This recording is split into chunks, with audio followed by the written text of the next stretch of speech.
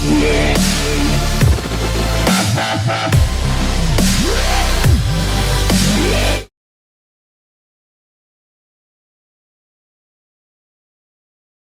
terima kasih Bu Asmi. Berikutnya Pak Todi, boleh share nggak ke kami Pak, terutama saya ya, yang masih milenial. Belum masukkan, semua milenial ya. Apa sih pencapaian terbesar Bapak ya sepanjang sebagai CIO? Sepanjang karir Bapak sebagai CIO di perusahaan yang kita sama-sama tahu, perusahaan manufaktur, salah satu manufaktur terbesar di Indonesia, sehingga kami mungkin bisa mendapat insight lebih jauh. Oh, ternyata doing business as usual, operasional berjalan lancar saja tidak cukup. Ada loh CIO yang sangat berhasil atau sukses di dalam mengawal katakanlah suatu project atau apapun yang menjadi pencapaian Pak Todi. Silakan Pak. Baik, saya ada dua nih sebagai konsultan gitu ya. Konsultan? Yang dulu mimpinya waktu jadi CIO belum tercapai gitu ya. Ada mimpi besar gitu yang belum tercapai, sehingga waktu jadi konsultan saya lampiaskan gitu ya. Oh gitu ya, balas dendam ya Pak ya? Saya lampiaskan ke salah satu BUMN besar ya. Nah, saya mau yang ini aja dulu, yang waktu menjadi CIO ya. Boleh Pak, sebagai CIO gimana Pak? CIO. Sebenarnya ada banyak, tadi mungkin sudah saya sampaikan, tapi yang saya boleh sampaikan, saya bilang achievement besar gitu ya, kalau boleh sombong dikit, karena diapresiasi oleh RUPS,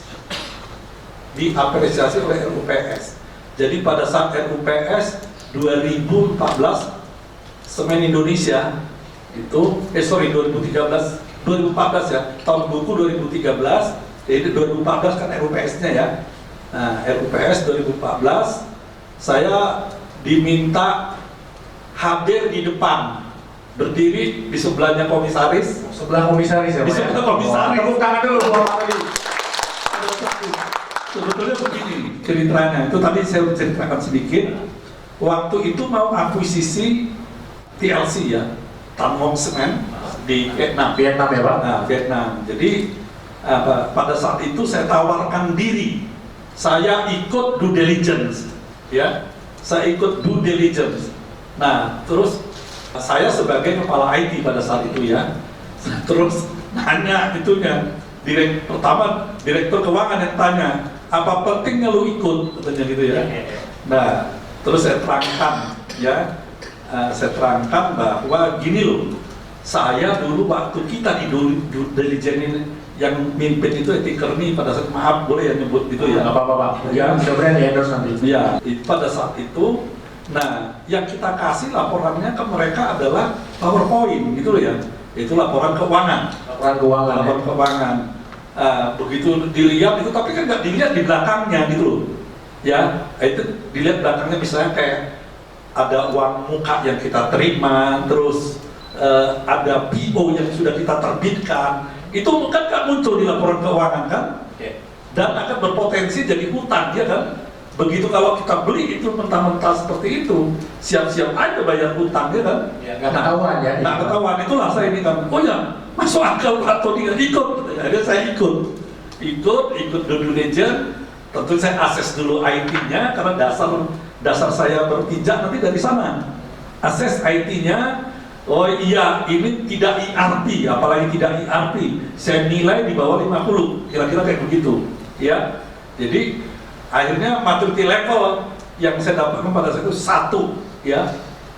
Jadi 1.0. 1.0 dari 5 ya. 5 ya. Itu artinya berarti bisa kita bayangkan bagaimana dia punya pengelolaan, dia kan kalau cuma 1.0 ya, ya teknikal ya, sama seadanya ya Pak ya, ya, 1.0 itu ya. Ya 1.0 ya, mungkin Pak Dede nanti bisa ceritakan kalau 1.0 itu levelnya dari mana, gitu ya. Oke, nah dari situ akhirnya saya katakan tadi, Pak ini perlu didiskon 70% Pak dari harga yang sudah diukur oleh konsultan. Iya.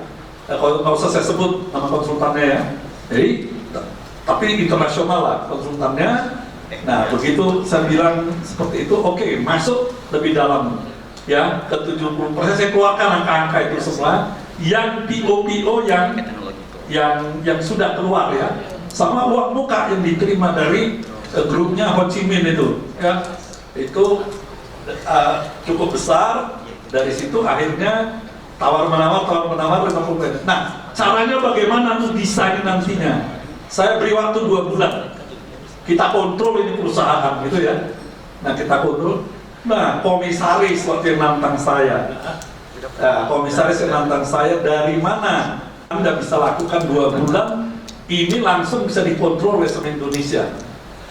Karena di IT Master Plan tadi sudah disusun bahwa IT Master Plan-nya adalah isinya ini menjadi perusahaan yang siap memakan perusahaan lain. Sistemnya itu ya.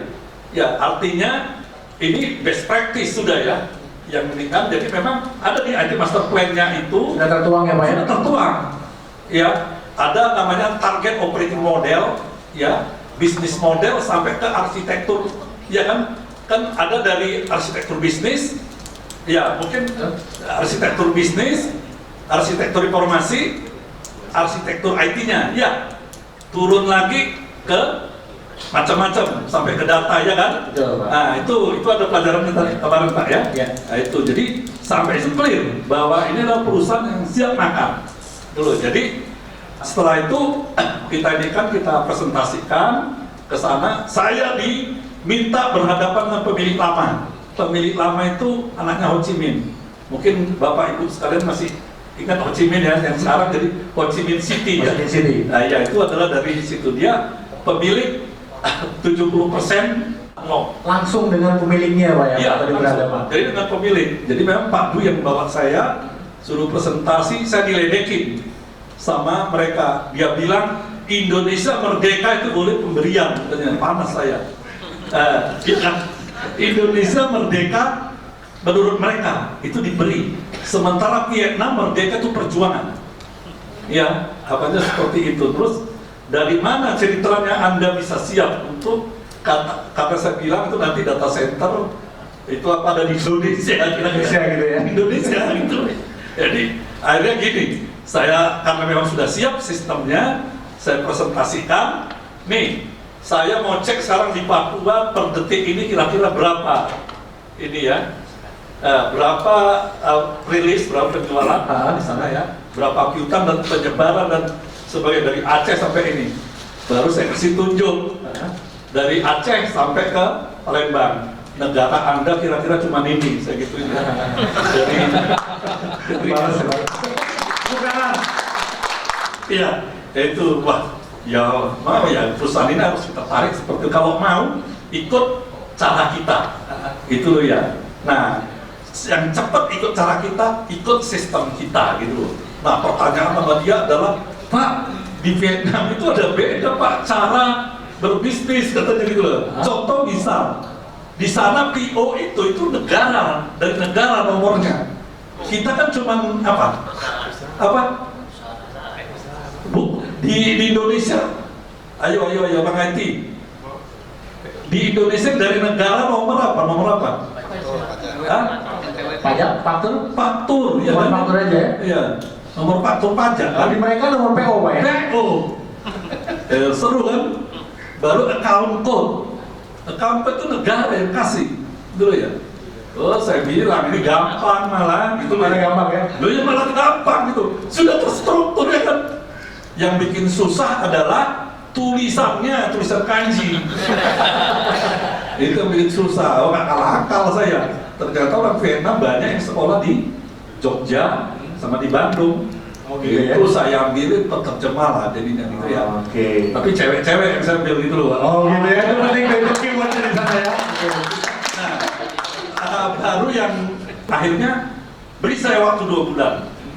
Ya, bulan ketiga ini terkontrol semua dari Terkontrol semua ya? mulai dari Kuanning itu utara sampai ke Ho Chi Minh gitu ya. Ho Chi Minh ya. Terus ada beberapa pabrik gitu.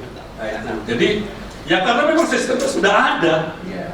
Pertanyaan saya, lu mau ikut gua nggak? Kan gitu ya. Ya. Saat hanya satu pertanyaan saya kepada BOD, ya Pak Dwi, hanya satu. Bapak mau konsolidasi atau kontrol? Udah itu aja. Oh gitu ya. Nah, jawabannya kontrol. Ya udah. Kalau kontrol ikut kita. Ini yang akan saya presentasikan pemilih, gitu ya. Oke. Nah, kalau kontrol malah gampang. Konsolidasi kan nge-map ya. Ya. Iya, itu. Jadi kontrol ikut kita, sudah bulan ketiga itu sudah ikut sistemnya seperti Indonesia. Dan di servernya itu di Indonesia. Servernya di Indonesia, mereka ikut ya Pak ya? Saya disuruh pakai jaringan Singtel atau apa enggak, pakai Telkom, saya gitu dia. Akhirnya Telkom tak suruh masang, nggak taunya Telkomnya bukan dari Indonesia langsung ke Ho Chi Minh kemana, lari ke atas dulu, Ke atas dulu ya? ke Hong Kong dulu, Hong Kong dari Singapura baru ke Ho Chi Minh, ke apa namanya, ke ibu kotanya apa mana? Vietnam? Hah? Hanoi baru nyebar, satu ke atas Kuaning, satu lagi ke lain. Nah, kira-kira itu jadi betul. Nah, cuman heran itunya komisarisnya kan. Nah, kok bisa? Tolong diaudit dulu itu katanya kan. Gitu ya. Nah, tolong diaudit, akhirnya disuruh audit lah salah satu terbesar, ya Big Five, suruh audit. Bener Pak. Ternyata benar ya.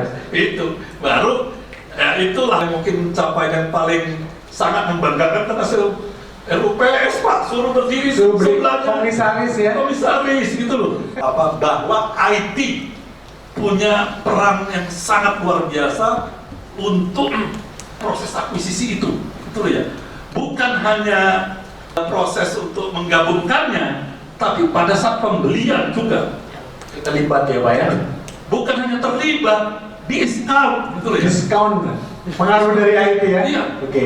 Iya itu, jadi itu yang apa. Nah kemudian di yang kedua, saya itu sebenarnya tadi punya angan-angan merubah cara berbisnisnya semen yang tadinya berhenti di distributor, karena saya pikir yang namanya BUMN itu malas jualan gitu loh ya. BUMN itu nggak mau langsung sampai ke end usernya gitu loh. Jadi memang sudah kita pasang waktu itu semua toko-toko terkecil itu masuk ke kita gitu ya, artinya tercapture gitu ya. Nah, toko besi dia, bangunan, bangunan apa dan sebagainya, kita pasang sistem gratis, ya itu ya pasang sana, tapi tujuannya supaya data masuk semua. Akhirnya ketemu satu apa? Wah ini kalau begini kita hancurin berapa lagi gitu loh ya. Berapa kita di drive oleh distributor, bukan di drive oleh end customer. Ya, nah ini jadi akhirnya dapat kalau begitu kita rubah Pak. Ya, kita nggak perlu itu dirikan apa namanya motor besar distributor itu, gitu loh ya. Nah ini harus kita dimainkan oleh dia, gitu lah. Ini harus dipotong satu mata rantai ya Pak ya? Ya, karena di dia berhenti duit itu cukup besar gitu loh ya. Besar di sana Pak. Nah, cukup besar. Nah, itu yang saya minta untuk dirubah, dan kita nggak perlu yang namanya investasi ABC distributor itu minta kita punya gudang gitu loh ya. Apa dan sebagainya gitu loh. Nah, inilah yang ini keburu saya sudah pensiun belum yang melanjutkan, mungkin saya kurang pintar mendidik, yaitu kayak Tolcai gitu datang tadi gitu ya. Itu, nah akhirnya lepas itu nggak jadi bisnis model itu, jadi bisnis model yang dirubah ya. Itu, nah akhirnya saya masuk ke Kimia Farma, saya punya ide kayak begitu, terapkan gitu loh. Saya tapi jadi konsultan bisnis loh ya. Sebagai konsultan bisnis ya Pak? Konsultan bisnis, tapi ini hanya dengan IT, mandatory. Tanpa IT nggak bisa. Lu nggak perlu, kalau motor mau besar, nggak perlu kamu nanam duit, gitu loh ya. Nanam aja di IT, ya. Nanam di IT, kamu tumbuh akan jadi sekian. Dan itu yang diterapkan sekarang. Gitu ya Pak ya? Dan tahun pertama kemarin kita sudah ukur, itu ada pertumbuhan sekitar di revenue ya, pertumbuhan di 30%, gitu loh ya. 30% dalam setahun. Ya, itu yang ini, dan itulah menurut saya kebahagiaan yang luar biasa. Walau dibayarnya kecil oleh mereka, tapi saya ya mudah-mudahan itu pahala gitu loh ya. Ya, oke, terima kasih Pak Tony. Sebelum ke Pak Gunawan, Pak tadi ngomong-ngomong itu direksi dari perusahaan semen di Vietnam itu ikut gajinya sini nggak akhirnya?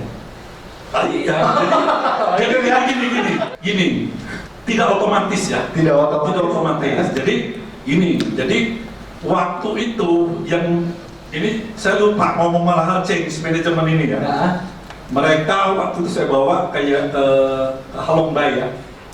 Halong Bay, ya pegawai akuntansi, orang procurement-nya, orang marketing, sama orang IT. Saya bawa, ceritalah di situ, terjemah lah. Saya coba pakai bahasa Inggris kan ya. Bahasa Inggrisnya mereka nggak sulit kita dengar gitu loh ya. Jadi apa di situ mereka tanya, loh ini kapalnya kok disuruh pulang katanya? Ya kita memang harus di sini. Kalaupun kita mati bersama gitu kan. Kayak gitu nah. Terus karena kita kan punya apa yang sama, tujuan yang sama ya dan sebagainya, dan sudah dengar kan kita mau kemana, ya dan itu sudah kita pasang memang ya, kita mau kemana. Nah ya apanya ini kalau aktivitasnya kita sebut change management, ya Pak ya. Menyamakan visi apa di situ ya. Nah itu, nah kemudian dia terkejut begitu saya sampaikan ada kemungkinan ini nggak perlu. Jadi ada eselon 1 itu di Ho Chi Minh sini yang kebetulan langsung dibawahi anaknya si Ho Chi Minh. Itu ada 11 eselon 1. Eselon 1. Iya, ini nanti tinggal 1 loh saya ditulis. Ya. Terus yang di akuntansi terus di mana-mana kayak gitu. Adalah. Jadi ada 25 eselon 1 pada saat itu tinggal 3. Tinggal 3. Terus direksinya udah dihapus. Ada berapa begitu ya. Nah, dari rugi. Jadi dibeli itu rugi. Paling enak itu beli perusahaan rugi sebetulnya. Ya. Artinya rugi karena manajemen lo ya.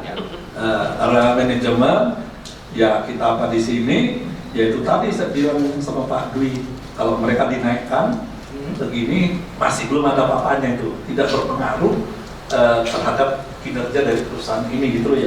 Karena masuk bukan 10 besar, pendapat gaji itu bukan 10 besar ya, itu masuk di paling terakhir gitu kalau di sana.